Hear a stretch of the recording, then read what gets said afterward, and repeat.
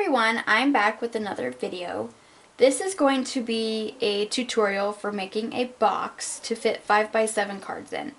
I got a request from Anna Maria. She is, I think that's how you say her name. She is one of my subscribers here on YouTube, and she had asked me if I could come up with a box to fit 5x7 cards. Well, I had the chance to finally sit down and play around with it, so I came up with this.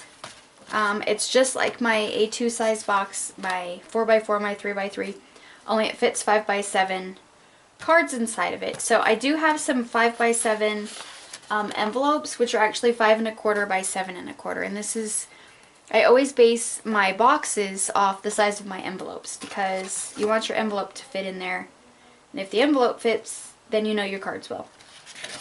So I'm going to show you how to make this box, and I'm going to cut everything on camera for you because it's really simple and this will go kind of fast. So for your bottom piece of your box, and I'm just using some old Keeping Memories Alive. It's from 2001. This is really old paper. So you're going to want to cut your bottom piece 11 1/2.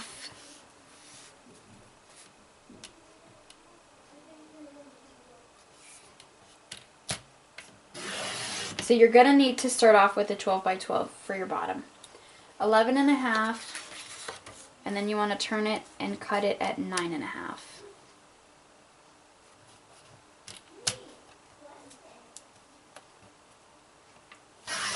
And that's going to be your bottom. So your top piece, you're going to want to cut at 7 5/8.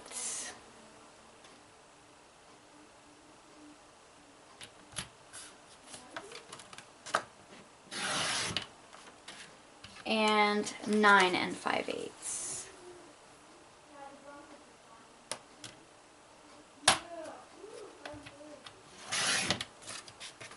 So there's your top. Then we're going to do some scoring.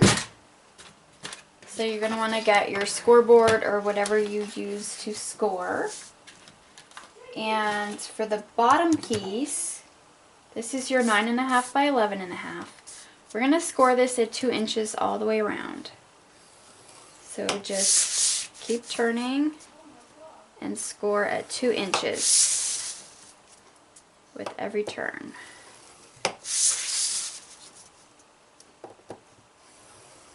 Okay, so there's the bottom. I don't know if you can see those score lines on there. And then for the top piece, you're going to score, this is your 9 5/8 by 7 5/8, and you're going to score this. Why did that not cut evenly? Oh man. Let me see what happened. I don't think I had my paper lined up very well. Okay, that one is straight. This one is not.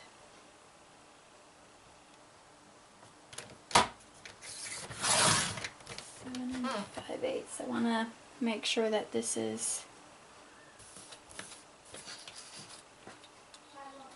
See, I mess up too. All the time, actually. I just want to make sure this is straight. For some reason, I did not cut it very straight. So that side's straight.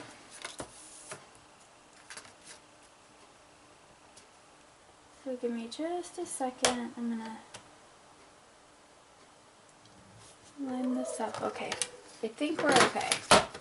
That was a little sliver that was totally off there.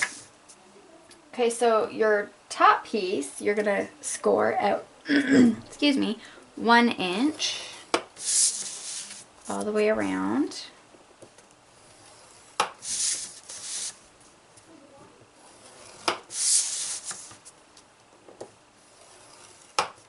So, just like that. Now, we're done with the scoreboard. And we're going to do some cutting. Now, I like to fold mine before I start cutting. It's just kind of how I always work. You don't have to do this part if you really don't want to. Or you could just, you know, had used your fingers for it. So all of our score lines are going to make a little square in each corner. And, excuse me. So what you're going to do is you're going to pick a side, either your long side or your short side, and you're going to cut up to that first score line, but you're not going to cut these corners out. So you're going to cut up, just like that. And then I like to take just a little notch out of this because it folds in nicely. And then I take one out of the edge there.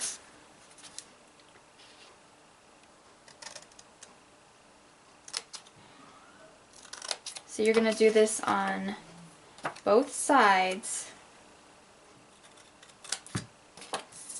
So then your little ends are going to look like that.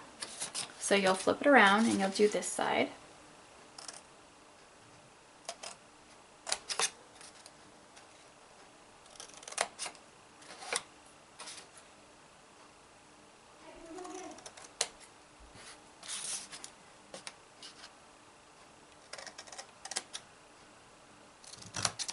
And then you're definitely going to do the same thing for the bottom. And they'll both be assembled the same way. So then you flip it over for your top side. And on each 4 corners, you're just going to place some adhesive. And you can use whatever adhesive you like to use. I'm just using ATG for the video. But normally when I give these away, I use score tape. That's my go-to sticky tape. So you can use a liquid adhesive if you'd like. You can use the red liner tape.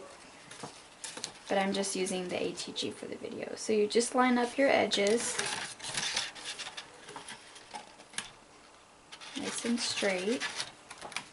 And if you're using plain cardstock, you can always measure your little flaps for your sides and apply pattern paper to that. So there we have the top. So we're going to go ahead and do the same thing on the bottom. Just going to fold it in.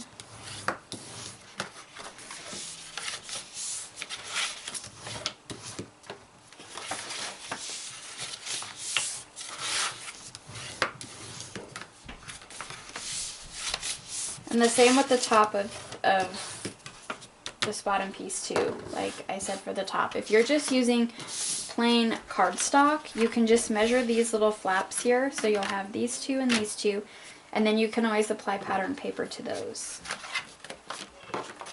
So again, I normally cut on my long side, but you can pick your long or your short side, and you're just going to cut up to the score line.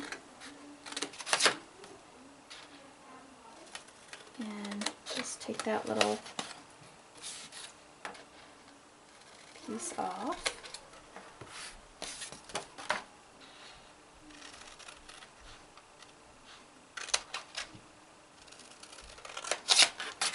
You don't have to cut very much off.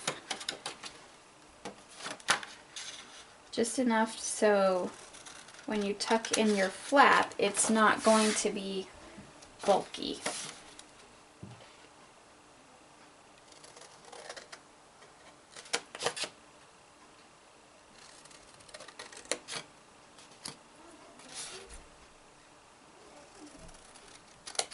So these are another simple box. It's just different measurements.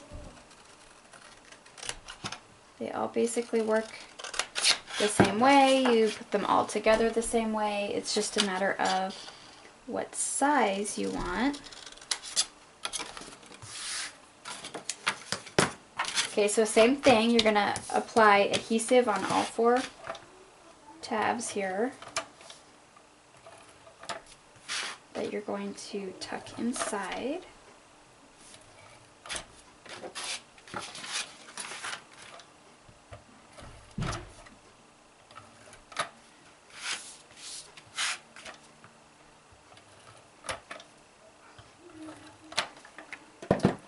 So once you do that, you just flip it back over and then you start lining up your edge here. And then you just press down and this will form the bottom of your box. And just go all the way around.